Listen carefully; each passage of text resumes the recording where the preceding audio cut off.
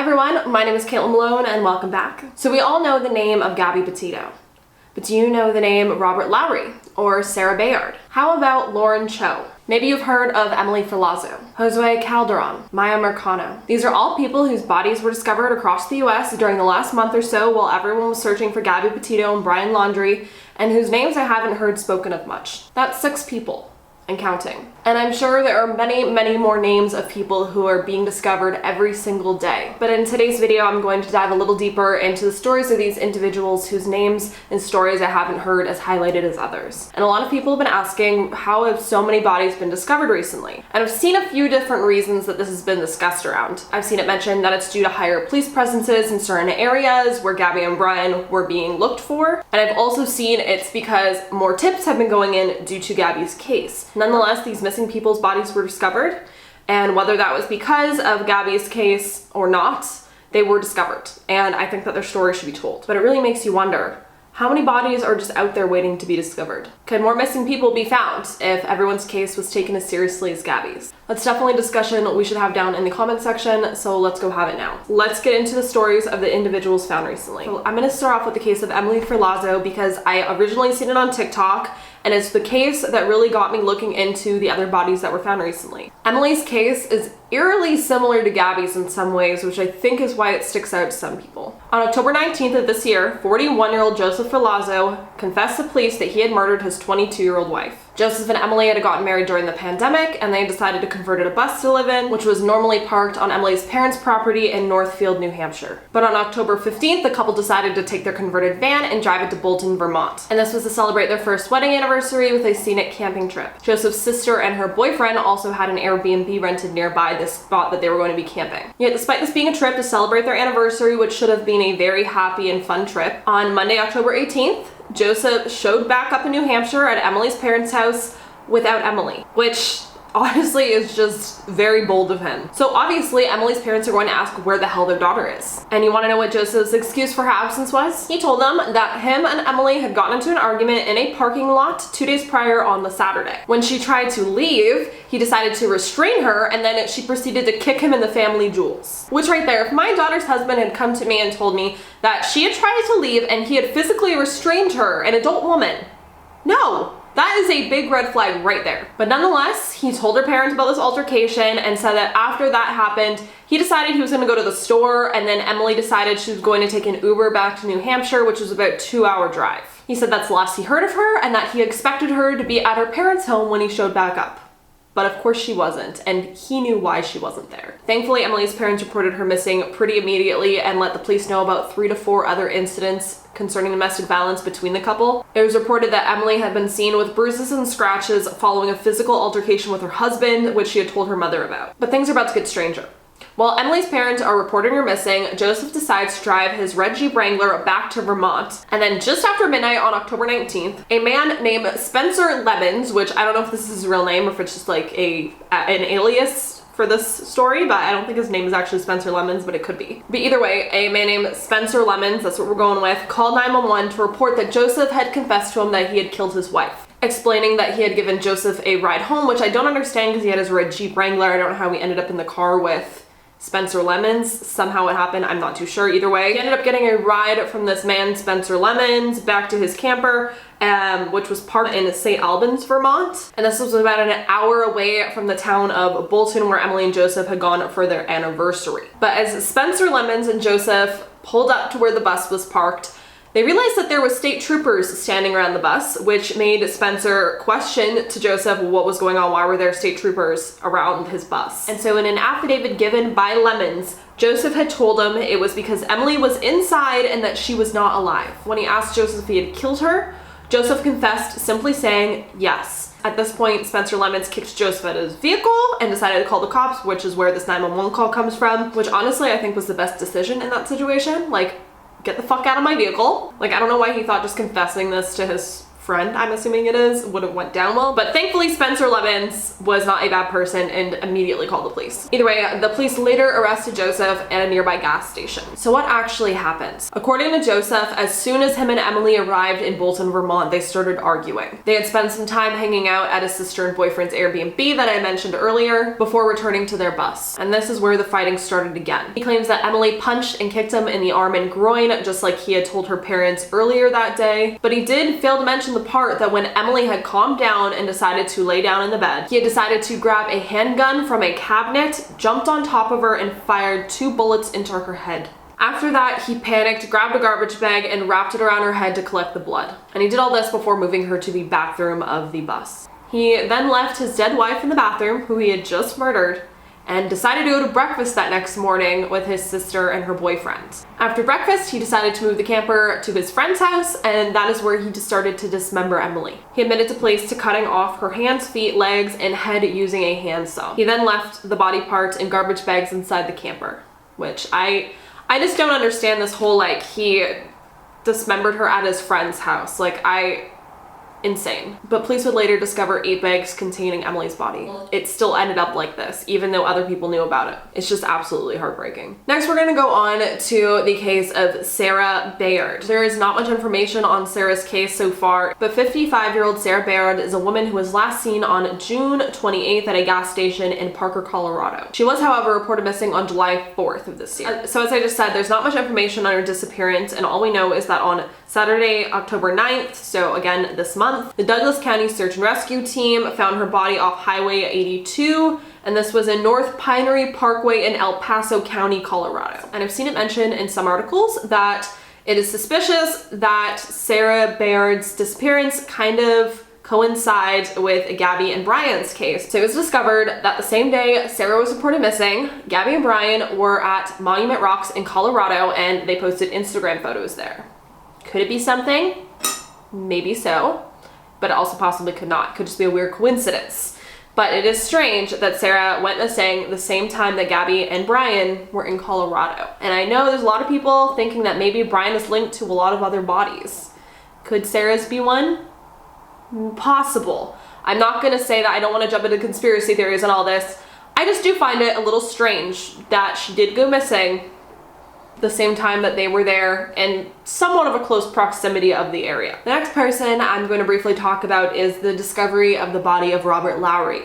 This is another person that was found in very close proximity to Gabby Petito. 46-year-old Robert Lowry was a father from 2 from Texas. According to his sister Lee, Robert had resigned from a real estate job that he had held, and he had decided to go on various camping trips before starting a new job. He disappeared on August 19th when he decided to fly to Jackson Hole and then take a rideshare service to an area that had multiple trailhead entrances, and this was near the town of Wilson. And then his family ended up getting worried when he stopped contacting his 2 young children. Now this is where things start to connect with Gabby Petito's case. On September 28th, Robert's remains will be found in the Bridger-Teton National Park Forest, which would be the same parklands that Gabby Petito's body would be found a week earlier. Authorities were quoted saying that the new information put Lowry on the Black Canyon Trail wearing a black baseball cap with a gold P and carrying a black duffel bag with the Nike logo. It's reported that the volunteer rescue teams with a dog found a set of remains and a black Nike duffel bag on a steep wooded slope. Here's the thing. I know there's a lot of people that think that Brian is connected with a lot of other bodies being found. And in this case, a lot of people were mentioning Robert Lowry being found near Gabby, and I would possibly question it if the coroner hadn't ruled it the way they did. And that is because despite being found in the same area where Gabby and Brian were said to have been and where Gabby's remains were found, the coroner ruled that Robert had died from suicide. And because of that, I don't see how there is a connection there. Is it very sad and tragic? Yes. But I don't think that there is any link to Brian and Gabby. So the next case I'm going to be talking about is that of Miya Marcano, and just like the Emily Ferlazzo case, there's so much information on this case, I'm going to give you kind of a broken down kind of version of it. For Miya Marcano's case, we're going to be jumping back to Florida. On October 2nd, a body was found in a wooded area in Orlando, and this was near the timber scan on the lake condominiums. The body was positively identified a few days later of that of 19-year-old Miya Marcano, who had been missing for about over a week at that point. She was found only wearing jeans, a bra, and a robe. But not only that, she was found found bound with black duct tape on her hands, feet, and mouth. Nearby, a purse was found containing a shirt that she had been seen wearing earlier that day that she had gotten missing. But how did Miya end up in those woods? Miya was a student attending Valencia College who was last seen on September 24th at her apartment complex, the Arden Villa Apartments. She also worked in the leasing office there. Police announced that they had found the person responsible for Miya's death, and they announced that it was 27-year-old Armando Caballero, who was a maintenance worker at Miya's apartment complex. Now, the problem with that is he was found dead 3 days after Miya disappeared. And he was also thought to have killed himself, just like so many other crimes that are similar to this that we've heard of before. The one that I keep bringing up time and time again now this year is the Alexis Sharkey case, because Tom did the exact same thing when he realized police were closing in on him. But the question is then, why did Armando do this to Miya? What reasoning did he have? Officials believe that Armando used his master key fob to access the apartments and that he had used it at Miya's apartment just before she disappeared. They also have his cell phone records corroborating that he was in that exact area at the time of her disappearance. They theorize that he waited inside her apartment for her to return home, and then he later killed her, disposing of her body where they had ended up finding it in the woods. Now, despite police believing that he had done this because he had expressed romantic interest to her and she had turned him down, the medical examiner reported that there were no signs of SA. So that's also a very interesting fact there. It is just absolutely terrifying, literally from a nightmare or a horror movie. Just coming home to your apartment, expecting to, relax, sit down, watch some Netflix before going to bed, and there is someone waiting for you inside your apartment. That is just absolutely terrifying, and I cannot imagine what was going through Miya's head at that moment, seeing the face of someone who she worked with, that she had seen on a daily basis, that she knew was inside of her home, where she felt safe. What I do find extremely interesting in this case is the day after Miya went missing, her family actually filmed a confrontation that they had with Armando in the presence of police. And they actually brought up some text messages that he had sent her. I'm gonna play that for you guys now to look at. It was taken around 3:45 in the morning on September 25th, the day after Miya was reported missing. You have sent obsessive texts to Miya. We have all seen the text. You talked about giving her your life savings. There's evidence of obsession, you're fascinated with Miya. That clip right there, it's telling right there that the family knew something was going on beforehand. And this is another case that gets me wondering, will he ever be charged? And will there actually be justice in this case? I'm gonna say what I had said in the Tom Sharkey video where I announced that he had also done the same thing when law enforcement tried to arrest him. And that is that despite there maybe not being justice in the form of going to court and going to jail with this man, he will never be able to hurt another person again. And that brings us to the next case I'm going to talk about, and it is the only person in the list of cases I'm talking about today who has not been declared found yet. That brings us to the case of missing woman Lauren Cho. Lauren disappeared after walking away from a home she was staying at near Joshua Tree National Park in California. 30-year-old Lauren was originally from New Jersey. She had quit her job as a music teacher to road trip across the United States with her then boyfriend and moved to California. She was actually currently working as a private chef for an Airbnb. I've also seen two different versions of where she was currently staying. The first version I seen, she was living at a friend's home, and that's where she disappeared from, where she walked away from. I've also seen that she was living in a converted bus that they used to travel in. So I'm not 100% sure about that. I've seen two different versions in two different articles. So maybe the bus was at the home where she was staying at a friend's. I'm not too sure. Let me know below if you found anything more definitive on that. But what I find very strange about this is that her now ex-boyfriend, when she had went across the United States, she was dating this guy. At this current time when she went missing, they were separated. They were exes.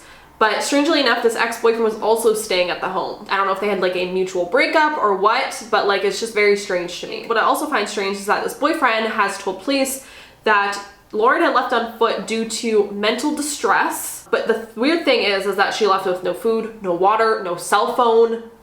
Very odd to me that she would walk away due to mental distress. Were they having a fight? Like what was going on that she needed to leave? And why did she leave with not even a cell phone?